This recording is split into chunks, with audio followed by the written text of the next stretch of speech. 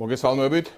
ანტიქართული ხელისუფლება დღეს იძულებული გახდა, რომ დაეკავებინა სპეცრაზმელები, რომლებიც ძალადობდნენ საქართველოს მოქალაქეებზე.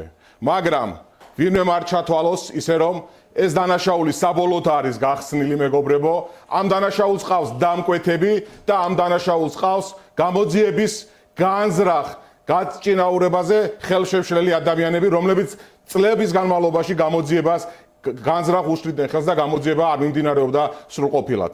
ამ დანაშაულებებს, რომლებიც ჩადენილია საქართველოს მოქალაქეების წინააღმდეგ და ესეთი არის ათობით და ასობით ფაქტი, ყველას აქვს ხანგრძლივი ხანდაზმულობის ვადა და ლელოძლიერი საქართველო თვეების და წლების განმავლობაში საუბრობდა, რომ ამ დანაშაულების ვერც შემსრულებლები, ვერც დამკვეთები მოვადრო და ვერასდროს ვერ გაექცევიან პასუხისმგებლობას და საუბარი იმაზე, რომ თითქოს ამ ფაქტით, რომელიც სხვათა შორის ერთ-ერთი ტელევიზიის ჟურნალისტური გამოძიების შედეგად იქნა წინსრებით უკვე გახსნილი და ამ ფაქტის განხსნილად გამოცხადება და საუბარი რომ ეს ადამიანები ობიექტურად იძიებენ ყველაფერს, ეს არის უბრალოდ ფარსი და სხვა მეტი არაფერი. მინდა მივმართო შესაბამის სტრუქტურებს, რომ შეუძლებელია წლების განმავლობაში აღნიშნულ სისხლის სამართლის საქმეებზე არ დადგენილიყო ობიექტური ჭეშმარიტება, თუ მას ხელისშემშლელი ფაქტორები არ ქონდა და ხელისშემშლელი ფაქტორები თვითონ საგამოძიებო სტრუქტურაში ჩაბუდებული ადამიანებიდან, რომლებიც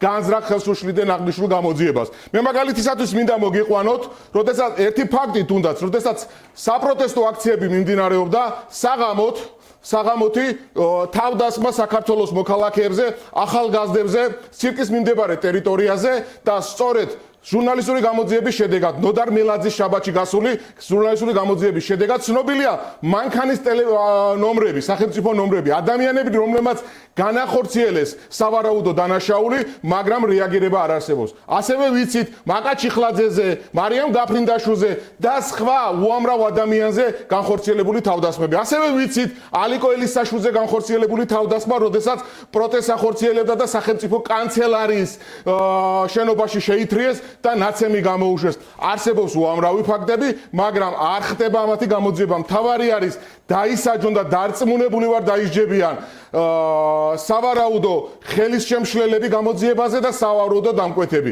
საქართველოს მოქალაქეების ბრძოლას ყოველთვის აქვს აზრი და ეს ბრძოლა სამართლიანი, სამართლებრივი და კონსტიტუციურ ჩარჩოებში და ფარგლებში საქართველოს მოქალაქეების საბოლოო გამარჯვებით დასრულდება.